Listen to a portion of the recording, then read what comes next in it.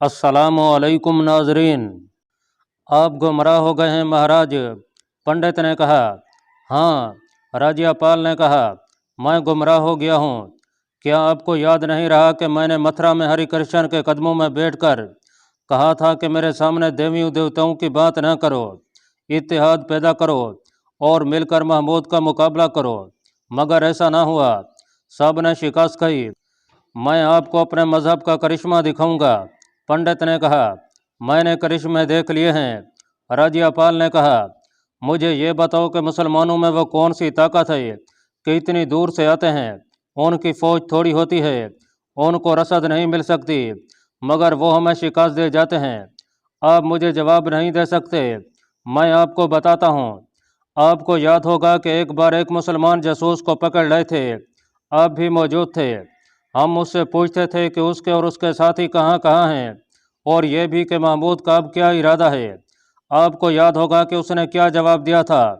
हाँ याद है, पंडित ने कहा। उसने कहा था कि मेरे जिस्म के टुकड़े कर दो, मैं कुछ नहीं बताऊंगा। और उसने कुछ नहीं बताया था। महाराजा राज्यपाल ने कहा, मैंने उसे सोने के टुकड़े दिखाए थे, वो नहीं माना था। मैंने राजमहल की सबसे खूबसूरत रकासा उसके हवाले कर दी थी, वो हंस पड़ा था और उसने कहा था कि मेरे ईमान को तुम खरीद नहीं सकते। फिर आप एक पटारी लेकर आए थे जिसमें बड़ा ही जहरीला सांप था। आपने उसे कहा था कि आप उसे उस सांप के साथ काल कोठरी में बंद कर देंगे। वो उससे भी नहीं डरा था। उसने कहा था कि ईमान को सांप नहीं डस सकता। हाँ महाराज, पंडित ने कहा था, मुझे याद है। हमने उसे तंग सी कोठरी में बंद करके उसमें सांप छोड़ दिया था, मगर ये आदमी सांप के जहर से तड़प तड़प कर मर गया था। उसने राज की कोई बात नहीं बताई थी। यह है मुसलमानों की कुव्वत। महाराजा ने कहा, यह ईमान है, इसे हम धर्म कहते हैं। पंडित ने कहा, यह हम में भी पैदा हो सकती है। बातें, खोखली और बेजान बातें। महाराजा ने आह लेकर कहा, जैसे उसे पंडित की बातों के साथ कोई दिलचस्पी ना हो। नाजरीन, जब यह खजाना अपने पहले ढके छुपे ठिकाने पर पहुंचा था, उस वक्त सुल्तान महमूद बड़ी एहतियात से कनूज की तरफ बढ़ रहा था।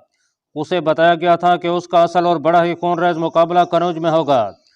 कोई जासूस उसे यह नहीं बता सका था कि कनूज में मुकाबला होगा ही नहीं, और वहां महाराजा बराए नाम फौज छोड़कर और उसके सलारों के खुफिया कत्ल का इंतजाम करके गायब हो चुका है। राज्यपाल और पंडित ने खजाना अपने ठिकाने पर पहुंचा दिया। वहाँ एक कुदरती गार था जिसे उन्होंने और ज्यादा लंबा कर लिया था।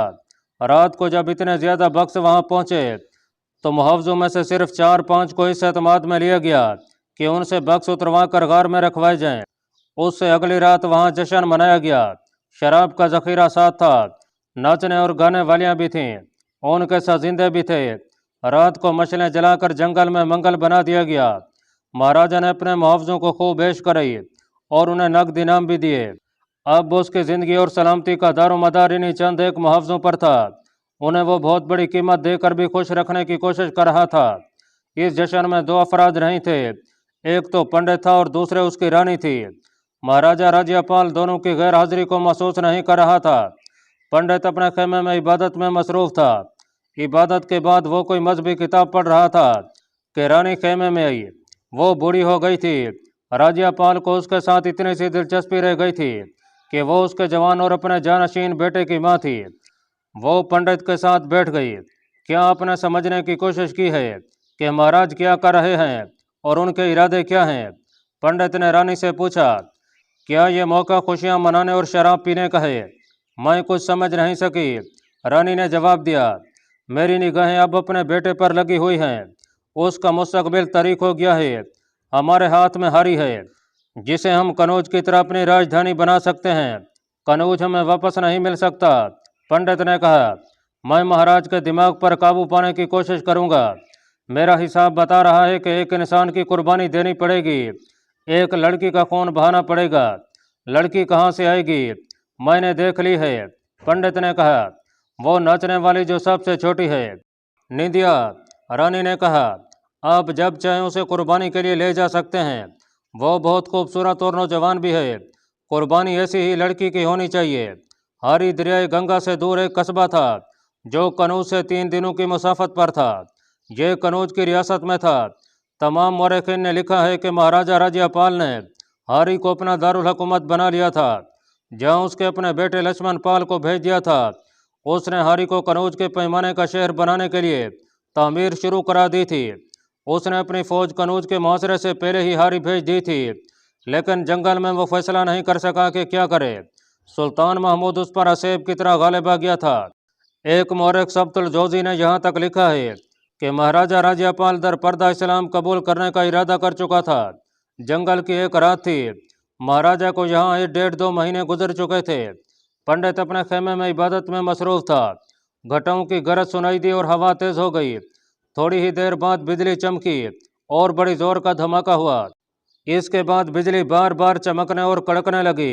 जंगल दूध की मानो सफ़ेद रोशनी से रोशन हो जाता था। इतनी जोर का मींह बरसने लगा जैसे यालाबारी हो रही हो। उस वक्त महाराजा राज्यपाल अपने खेमे में नहीं, बल्कि उस गार में था जिसमें उसने एक और गार खुदवा कर खजाना छुपा रखा था। वो अपने खेमे को जाने लगा तो बिजली और बारिश ने उसे रोक लिया। ये एक तूफानी बारिश थी। आसमान फटा जा रहा था। बिजली इतनी जोर से कड़कती और चमकती थी कि दिल दहल जाते थे। गार में एक मशाल जल रही थी। बाहर घोड़े डर कर हिनहिना रहे थे। पंडित गार के मुंह में नमूदार हुआ और अंदर चला गया। उसने महाराजा को बताया कि वो उसके खेमे में गया था।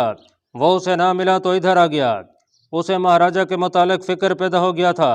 बारिश और तेज हो गई। 1.5 घंटे बाद बाहर शोर गुल बपा हो गया। घोड़े बड़ी जोर से हिनहिनाने लगे। बाहर भगदड़ मच गई थी। बारिश के शोर के साथ एक और शोर सुनाई देने लगा और उसके साथ ये घबराई हुई आवाज़ें कि पानी आ गया, सैलाब आ गया, खेमे उखाड़ दो। महाराजा और पंडित ने गार के दिहाने में से देखा। बिजली चमकती और कड़कती थी तो उन्हें सैलाबी पानी गुर्राता दिखाई देता और लोग भागते दौड़ते नजर आते थे। लक्ष्मण पाल दौड़ता गार में आ गया। यह जगह 2 पहाड़ियों के दरमियान थी। उन लोगों को मालूम नहीं था कि यहाँ से ऊपर के इलाके का बरसाती सैलाब गुजरता है। अब यह सैलाब चढ़ रहा था। पानी गार में भी आने लगा। गार जरा ऊंचा था इसलिए अंदर थोड़ा पानी आ रहा था। महाराज, पंडित ने राज्यपाल से कहा, ये हर हर महादेव का कहर है। सर झुका लें, माफ़ी मांगें, तौबा करें। क्या आपने ऐसी बारिश कभी देखी है? महाराजा ने कहा लगाया जैसे उसका दिमागी तवाज़ुन सही ना रहा हो। बोला, अब तूफान मेरा क्या बिगाड़ लेंगे? अब बिजलियाँ मुझे नहीं डरा सकती। ले जाओ मेरा खजाना। पंडित ने बारिश और सैलाब के शोर से बुलंद आवाज़ में कहा, महाराज, आपको क्या हो गया है? इस कहर को समझें। मैं जो कहता हूँ वो करें। हाथ जोड़ें। मैं जो पढ़ता हूँ वो आप भी पढ़ते जाएं। महाराजा एक बार फिर हंसा। लक्ष्मण पाल जो जवान राजकुमार और जंगजू था, चेहरे पर खौफ के आसार लिए और हाथ जोड़े हुए कुछ बुड़बुड़ा रहा था। उसके मुंह से घबराई हुई आवाज़ निकली, वो देखो। महाराजा और पंडित ने गार के दिहाने की तरफ देखा। एक अजदहा जिसका सर इंसान के सर जितना बड़ा था गार में दाखिल हो रहा था। लक्ष्मण पाल के पास तलवार थी जो उसने निकाल ली। अजदहा आहिस्ता आहिस्ता रेंगता आ रहा था। शायद सैलाब में से कहीं बहता आया था। ऐसे अजदहा दलदल या पानी में रहते हैं। वहाँ खुराक ना मिले तो खुश्की पर आ जाते हैं। ये सालम इंसान या जानवर को निगल लेते और 2-2, 3-3 महीने सोए रहते हैं। उनकी लंबाई 6 से 12 फुट तक होती है। बाज़ अजदहा इससे लंबे भी हो सकते हैं। ये जो गार में दाखिल हो रहा था 9-10 फुट लंबा था। लक्ष्मण पाल ने तलवार निकाली तो पंडित ने उसे आगे बढ़ने से रोक दिया। महाराजा उठकर पीछे हट गया। पंडित ने मशाल उठा ली और आगे कर दी। अजदहा अभी पूरा गार में नहीं आया था। पंडित को मालूम था कि अजदहा जहरीले नहीं हुआ करते, ना ये डसते हैं, बल्कि ये शिकार को निगला करते हैं। पंडित जी, महाराज, महाराजा राज्यपाल ने कहा, आपको सांपों को पकड़ने और कब्जे में रखने की महारत है। क्या आप इस पर भी काबू पा सकते हैं? पंडित ने नजरें अजदहा पर जमाए रखीं और मशाल का शोला उसके और अपने दरमियान किए रखा। उसने कहा, अगर यह धरती का अजदहा हुआ तो मैं इसे काबू में ले लूँगा। लेकिन महाराज, पंडित ने उसे कुछ बताकर कहा, हिरी कृष्ण आपसे कोई बहुत बड़ा काम कराना चाहते हैं। महाराजा और उसके बेटे लक्ष्मण पाल ने वही पढ़ना शुरू कर दिया जो पंडित ने बताया था।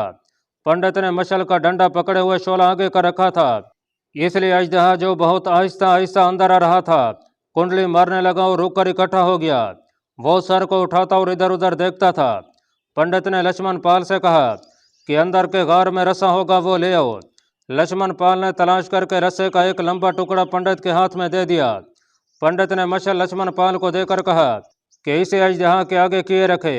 उसने रस्से का फंदा बना लिया। अजदहा अपनी आंखों के आगे शोले की वजह से कुछ नहीं देख सकता था। उसने एक बार सर उठाया तो पंडित ने फंदा फेंका जो उसके सर से सिरक कर गर्दन पर चला गया। पंडित ने रस्सा खींचा तो अजदहा का मुंह खुल गया और उसका इतना लंबा जिस्म तड़पने लगा। पंडित उछल कर उस पर बैठ गया और रस्सा उसके गिर्द इस तरह लपेट कर कस दिया कि वो बेबस हो गया। बारिश का जोर थमने लगा था। पंडित ने महाराजा राज्यपाल को अजदहा से बहुत डराया। महाराजा पर खामोशी तारी हो गई थी। पंडित ने उसे कहा कि वो अब गार में ही आराम से सो जाए। दूसरे दिन महाराजा की आंख उस वक्त खुली जब सूरज बहुत ऊपर आ गया था। उसने गार से देखा, वहां ना पंडित था ना अजदहा। लक्ष्मण पाल भी नहीं था। वो बाहर निकला। बाहर की दुनिया बदली हुई थी। सैलाब गुजर गया था। खेमे खड़े किए जा रहे थे। महाराजा ने किसी से कहा कि पंडित को बुला ले। पंडित आया तो महाराजा ने उससे पूछा, रात अजदहा को मार दिया गया था। वो अजदहा नहीं देवता था। पंडित ने कहा, वो आपको वही बात कहने आया था जो मैं एक अरसे से आपको कह रहा हूँ। मैं भी उसे अजदहा ही समझता था। कोई इंसान इतने बड़े अजदहा पर काबू नहीं पा सकता। मुझे इशारा मिला तो मैंने उसे रस्से से काबू कर लिया। आप सो गए, फिर राजकुमार चला गया तो अजदहा ने मुझे अपना आप दिखाया। मैं उसके साथ बाहर निकल गया। उसने कहा कि मंदिरों की तबाही और हमारी तौहीन का इंतकाम लो। हमारी रूहों को बहुत तकलीफ पहुंच रही है। हम जब आते हैं तो बिजलियां चमक चमक कर हमारा रास्ता रोशन करती हैं और बारिश हमारा रास्ता धो डालती है। हम अपनी बिजलियां उन पर गिरा भी सकते हैं जिन्होंने हमारी रूहों को तकलीफ दी है, लेकिन हम उन्हें बाज आ जाने का मौका दे रहे हैं। देवता कहाँ चले गए हैं? महाराजा कनौज ने पूछा। कहाँ गए हैं? जहाँ से आए थे। पंडित ने कहा, मैंने उनके कदमों में सर रखकर माफ़ी मांगी है। मैंने बड़ी मुश्किल से उन्हें राज़ी किया। उन्होंने कहा कि एक रकासा की कुर्बानी दो। उनके इशारे पर मैंने रकासा का इंतखाब कर लिया है। कौन है वो? निंदिया? नहीं, महाराजा राज्यपाल ने कहा। पंडित जी महाराज, मैं निंदिया की कुर्बानी नहीं दूंगा। आप गजनी के सुल्तान का मुकाबला नहीं कर सकते। रानी ने खुशगमी लहजे में कहा, क्या आप देवताओं का मुकाबला कर सकते हैं? निंदिया की कुर्बानी दी जाएगी। तुम चुप रहो। महाराजा ने गरज कर कहा, मुझे देवताओं का हुक्म मानना है, आपका नहीं। पिता महाराज, राज्यपाल के बेटे ने जो करीब ही खड़ा था कहा कि मुझे तलवार का धनी आप ही ने बनाया था। मुझे मजबूर ना करें कि एक बेटे की तलवार अपने बाप का सर तन से जुदा कर दे। कोई सपूत अपना वतन और अपना मजहब अपने बाप पर कुर्बान नहीं कर सकता। पंडित जी महाराज जो कहते हैं वही होगा। पिता महाराज, मुझे मालूम है कि आपने अपना धर्म छोड़ नहीं दिया, लेकिन आपने गजनी के सुल्तान को अपने दिमाग पर और अपने दिल पर सवार कर लिया है। महाराजा राज्यपाल ने जब अपनी रानी और अपने बेटे का रवैया देखा तो वो दब गया। वो कुछ भी ना बोला। उसने पंडित से ये पूछने की भी जुर्रत न की कि देवताओं ने सिर्फ उसी को तबाह करने का तहिया क्यों कर रखा है। मथुरा कनौज से ज्यादा मुकद्दस जगह थी। वहाँ कृष्ण महाराज ने जन्म लिया था। थानेश्वर का मंदिर भी हिंदुओं की बहुत बड़ी इबादत गाह थी। वहाँ घंटियों, सिंकों और भजनों की बजाय अजानें गूंज रही हैं। देवताओं ने वहाँ के राजू महाराजों को अजदहा बनकर नहीं डराया था। महाराजा ने जब देखा कि उसकी रानी और उसके बेटे पर देवताओं का खौफ तारी हो गया है तो वो कुछ कहे बगैर उस गार में चला गया जिसमें उसने खजाना रखवाया था। यह है हिंदुओं का मजहब। कनौज के बड़े मंदिर के सामने एक आवाज़ गरज रही थी। ये आवाज़ उस खतीब की थी जो गजनी से सुल्तान महमूद के साथ आया था। गजनी की फौज के साथ चंद एक इमाम भी हुआ करते थे। गजनी का खतीब कनौज के बड़े मंदिर के चबूतरे पर खड़ा था। उसके इर्द गिर्द टूटे हुए बुतों के टुकड़े बिखरे हुए थे। उसके सामने गजनी की फौज खड़ी थी। उसके पीछे कनौज के जंगी कैदी खड़े थे। वो बुलंद आवाज से कह रहा था, देख लो, इनके खुदाओं के टुकड़े तुम्हारे कदमों में पड़े हैं। खुदा एक है, वहदहू ला शरीक है। तुम यहाँ कोई मुल्क फतह करने के लिए और यहाँ लूट मार करने के लिए नहीं आए। तुम यहाँ एक बातिल मजहब की बेख करने के लिए आए हो। तुम सवाल पूछना चाहोगे कि हमने हिंदुस्तान का इंतखाब क्यों किया है। इसका जवाब यह है कि सरजमीन अरब का एक मुजाहिद मोहम्मद बिन कासिम एक मुसलमान लड़की की पुकार पर यहाँ आया था। उसने यहाँ एक बड़े जाबिर और जालिम राजा को शिकस्त दी, लेकिन यह नौजवान कहर और दहशत बनकर नहीं आया था। उसने साबित कर दिया था कि मुसलमान की तलवार चट्टानों को काट सकती है और मुसलमान का हुस्न सलूक पत्थर को मोम कर सकता है। गजनी के मुजाहिदो, तुम सिर्फ गजनी के परचम के नहीं, इस्लाम के अलंबरदार हो। यह खित्ता जो दारुल इस्लाम बन गया था, बुत खाना बन गया। हक पर बातिल गालिब आने लगा। इस बातिल को समझने की कोशिश करो। ये कौम जो हिंदू कहलाती है, ये कौम सांपों की पुजारी है। इसके यहाँ खुदाए वहदहू ला शरीक का कोई तसव्वुर नहीं। जिस दरियाए गंगा और जमुना को तुमने रौंदा है और उसे बारहा अबूर किया है, उन्हें भी हिंदू अपने देवता कहते हैं। बिजली चमकती और कड़कती है तो उसे देवताओं का कहर कहते हैं, और मंदिरों की घंटियां बजने लगती हैं। अजदहा को देख लें तो उसे देवता कहते और उसकी पूजा शुरू कर देते हैं। ये दरिंदे मासूम बच्चों और नौजवान लड़कियों की कुर्बानी देते और उनके खून से उन बुतों के पांव धोते हैं। क्या इंसानी अकल इस दरिंदगी को नेकी कह सकती है? इसे तुम इबादत कह सकते हो? अगर तुमने इस मजहब को जड़ों से ना उखाड़ फेंका तो ये ज़मीन हमेशा के लिए मुसलमानों के खून की प्यासी रहेगी। ये कौम जो चंद एक तोहमात को और अपने बेबुनियाद अकीदों और रस्मों को मजहब कहती है, मुसलमानों की जड़ें खोखली करती रहेगी। क्या गुज़श्ता रात की तूफ़ानी बारिश ने तुम्हें ज़रा सा भी परेशान किया था? नहीं। बिजलियाँ और तूफ़ान किसी मुसलमान को नहीं डरा सकते, मगर तुम रात को हिंदुओं को देखते, वो सारी रात हाथ जोड़कर खौफ से कांपते हिरी राम हिरी कृष्ण का विरद करते रहे थे। हक को सदाकत और ईमान तुम्हारी कुव्वत है। इसके सामने कोई कला खड़ा नहीं रह सकता। तुम्हारे खून के जो कतरे ज़मीन पर गिरेंगे वो गुलो लाला की सूरत में खिलेंगे और ये ज़मीन अल्लाह ताला के नूर से गुल रंग हो जाएगी। नाजरीन, कनौज की फतह का धमाका 150 मील दूर कलंजर में और उतनी ही दूर ग्वालियर में भी सुनाई दिया। कनौज से भागे हुए कुछ लोग कलंजर जा पहुंचे और वहां ये खबर जंगल की आग की तरह फैल गई कि कनौज पर मुसलमानों का कब्जा हो गया है और वहां का महाराजा लापता हो गया है। कलंजर का राजा गंडा जो एक मुद्दा से यही एक खबर सुन रहा था कि गजनी के मुसलमानों ने हमला किया है और फिलहाल राजा भाग गया है, या उसने हथियार डालकर सुल्तान महमूद की इताअत कबूल कर ली है और वो गजनी का बाज गुजार हो गया है। राजा गंडा सुल्तान महमूद की पेशकदमी पर नजर रखे हुए था। अब सुल्तान उसके दरवाजे पर आन पहुंचा था।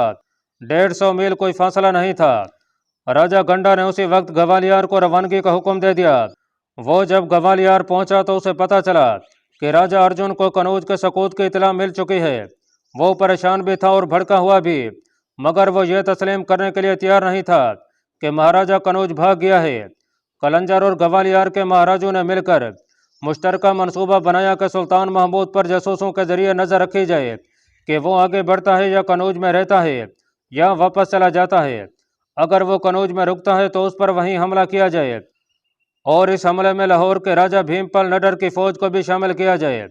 महाराजा कलंजर अभी ग्वालियर में ही था कि कनौज के राज दरबार का एक आला रुतबे का आदमी कलंजर के रास्ते ग्वालियर पहुंचा। कलंजर में उसे बताया गया था कि महाराजा गंडा ग्वालियर में है। उस आदमी ने दोनों महाराजों को बताया कि महाराजा कनौज मुहासरे से पहले ही कहीं गायब हो गया था। इसका मतलब यह हुआ कि महाराजा राज्यपाल दुश्मन को देखे बगैर गायब हो गया था। महाराजा गंडा ने कहा, और वह फौज को भी साथ ले गया था। क्या हिंदू जाति उसका यह गुनाह माफ कर देगी? राजा अर्जुन ने गजबनाक आवाज में कहा, क्या यह मालूम नहीं हो सका कि वो कहाँ गया है? ये मालूम नहीं हो सका। उस आदमी ने जवाब दिया, और दूसरी खबर यह है कि सुल्तान महमूद गजनी चला गया है और उसकी फौज कुछ साथ ले गया है, कुछ कनौज में छोड़ गया है। कहीं ऐसा तो नहीं कि महाराजा राज्यपाल ने सुल्तान महमूद के साथ कोई खुफिया मुआहदा कर लिया हो? राजा अर्जुन ने पूछा। और सुल्तान को खुश करने के लिए अपनी फौज जिसे वो अपने साथ ले गया था, जरूरत के वक्त सुल्तान को दे दे। हमें सोच समझकर कदम उठाना पड़ेगा, महाराजा गंडा ने कहा। नाजरीन, मौरखीन जिनमें गुरदेजी, इब्नुल असीर, समीत और फरिश्ता काबिल जिक्र हैं, लिखा है कि कलंजर और ग्वालियर के महाराजों ने सुल्तान महमूद के खिलाफ मुत्तहिदा महाज बना लिया और उनके दरमियान तय पाया कि मालूम किया जाए कि महाराजा कनौज कहाँ है और राजा भीमपाल नडर के यहाँ एलची भेजा जाए कि वो सुल्तान महमूद के खिलाफ लड़ने के लिए तैयार हो जाए ताकि उसे फैसला कुन शिकस्त दी जा सके। सुल्तान महमूद गजनी चला गया और कनौज का कला अपने एक सलार अबुल कदर के हवाले कर गया था। गजनी की तारीख में 2 सलारों को ज्यादा शोहरत मिली है। एक अबू अब्दुल्ला बिन मोहम्मद अलतई था और दूसरा अरसलान जाजिब। अबुल कदर का जिक्र बहुत कम आया है, लेकिन कनौज में उसने ऐसे दिफाई इंतजाम किए और इंतजामिया का ऐसा ढांचा बनाया कि कनौज को उसने महफूज कर दिया था। महाराजा कनौज का सुराग लगाना मुमकिन नहीं था। उसे पंडित ने आज जहाज से डरा दिया था और उस पर इसलिए भी खामोशी तारी हो गई थी कि उसकी पसंदीदा रकासा को इंसानी कुर्बानी के लिए मुंतखब कर लिया गया था। उसका बेटा लक्ष्मण पाल उसके पास गार में जा बैठा और कहने लगा कि उसे हारी को राजधानी बनाने की इजाज़त दी जाए। वहां वो तैयारी करके सुल्तान महमूद को कनौज से निकालेगा और शिकस्त का इंतकाम लेगा। उसने ये भी कहा कि वो लाहौर, कलंजर और ग्वालियर के महाराजों को भी अपने साथ मिला लेगा। मैंने एक महफूज तरीका सोचा है, राजिया पाल ने कहा। मैं कनौज सुल्तान महमूद के पास चला जाता हूँ, उसे इस पर राजी कर लूँगा कि मुझसे तवान ले ले और मैं उसका बाज़गुज़ार भी रहूँगा और वो मुझे हारी को राजधानी बनाने और फौज को तैयार करने की इजाज़त दे दे। मैं उसके साथ मुआहदा करूँगा कि उसके खिलाफ कभी नहीं लड़ूंगा और उसे बवक्त ज़रूरत फौज भी दूंगा। नहीं, लक्ष्मण पाल ने कहा, आपका जाना ठीक नहीं। आप इस पहलू पर गौर करें कि सुल्तान महमूद आपसे खजाना मांगेगा। अगर आप नहीं देंगे तो आपको कत्ल करा देगा। अगर ऐसा ना हुआ तो भी मैं आपको नहीं जाने दूंगा, क्योंकि हम में से किसी को आप पर भरोसा नहीं। आपके दिमाग पर गजनी का सुल्तान इतना ज़्यादा सवार हो गया है कि आप अपने मजहब से भी मुनहरिफ हो गए हैं। तो क्या मैं तुम सब का कैदी हो गया हूँ? महाराजा ने पूछा। पंडित जी, महाराज कहते हैं कि आप पर किसी शैतानी रूह का साया पड़ गया है। उसके बेटे लक्ष्मण पाल ने कहा, यह साया नर्तकी की जान की कुर्बानी से हट जाएगा। तुम राजधानी आबाद करो। मैं तुम्हारा बाप हूँ, तुम मेरे जानशीन हो। मैं तुम्हारी हिफाजत के लिए जो बेहतर समझूंगा करूँगा। अल्लाह पाक कमी बेशी माफ़ फरमाए। अल्लाह आपका हामी और नासिर हो। आमीन।